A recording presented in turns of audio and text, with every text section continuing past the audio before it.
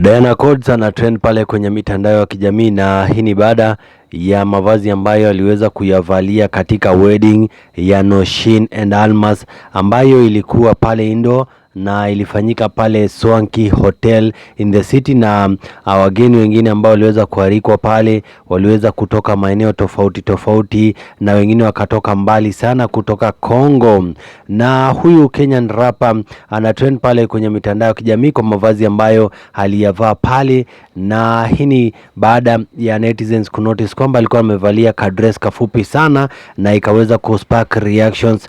kwenye mitandao ya kijamii na kufanya wengine kucomment na kusema huyu anataka kuvunja ndoa ya wenyewe na siku moja tu. Na kuna wengine ambao walienda mbele na kusema kwamba mimi kama mzazi sijafurahishwa na jinsi ambavyo huyu mwanadada amevalia hivi, kwani hawezi vaa vizuri.